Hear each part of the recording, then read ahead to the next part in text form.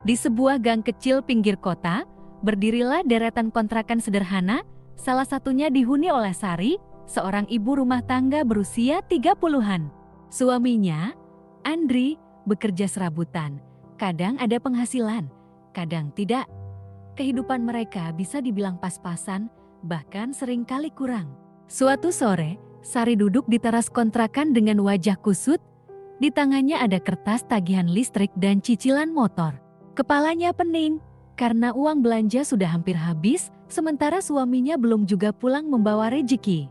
Saat sedang pusing, datanglah Budi, tetangga sekaligus teman lama suaminya. Budi dikenal sebagai orang yang cukup mapan di kampung itu, usahanya lancar, dan sering dipandang sebagai orang baik hati. Lagi mikir apa Sar?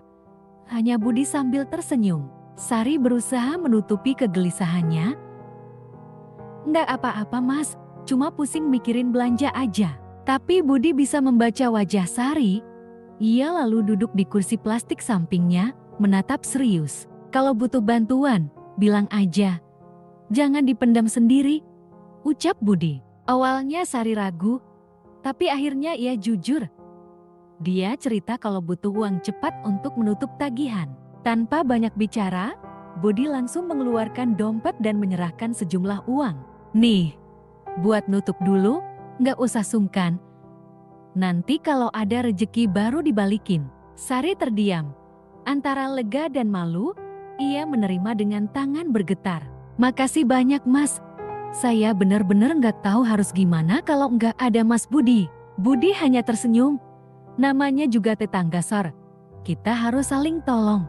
Namun, di balik kebaikan itu, ada tatapan yang berbeda dari mata Budi.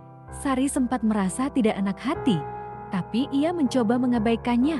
Malam itu, ia merasa sedikit tenang, karena masalah tagihan tertutup, tapi hatinya mulai dihantui rasa was-was, apakah kebaikan itu benar-benar tulus? Hari-hari berikutnya, hubungan Sari dan Budi Jeti lebih sering bersinggungan.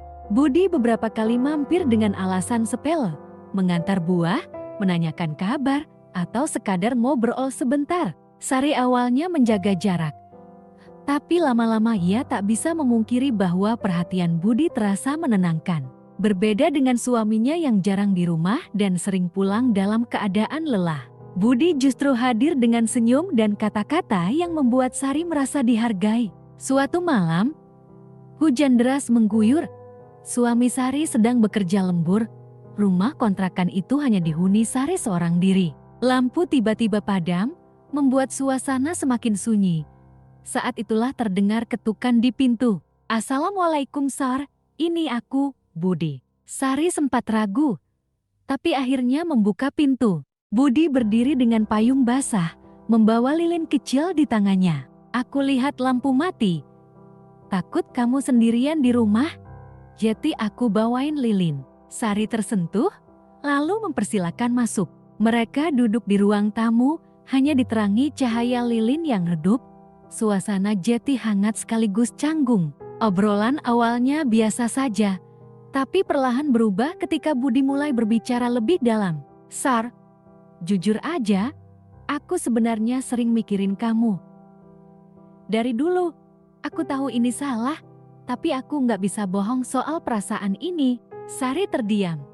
Dadanya berdegup kencang. Kata-kata itu membuatnya bingung antara marah, kaget, sekaligus tersanjung. Hujan di luar semakin deras, cahaya lilin bergetar, dan keheningan membuat suasana makin sulit dikendalikan. Dalam hati, Sari tahu ada batas yang seharusnya tidak dilewati.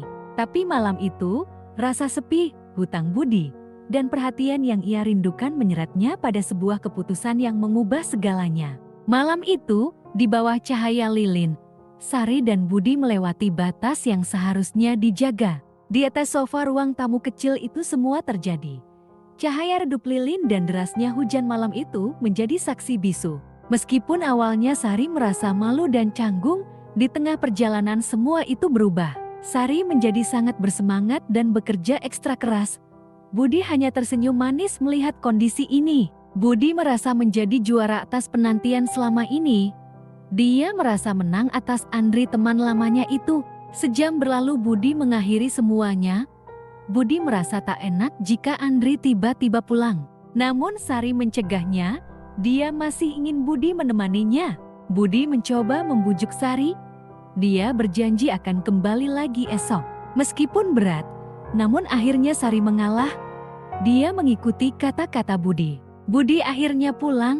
Tak lama setelah Budi sampai rumah, Andri pulang. Sesampainya di rumah, Andri seperti biasa. Dengan kondisi badan lelah karena seharian bekerja, dia nampak cuek. Andri segera mandi dan beristirahat. Tanpa sepatah kata pun terucap ke Sari. Namun Sari kini mulai tak peduli dengan sikap Andri itu. Sari tersenyum sendiri, mengingat semua tentang Budi di hari ini. Nampaknya Sari mulai nyaman dengan Budi.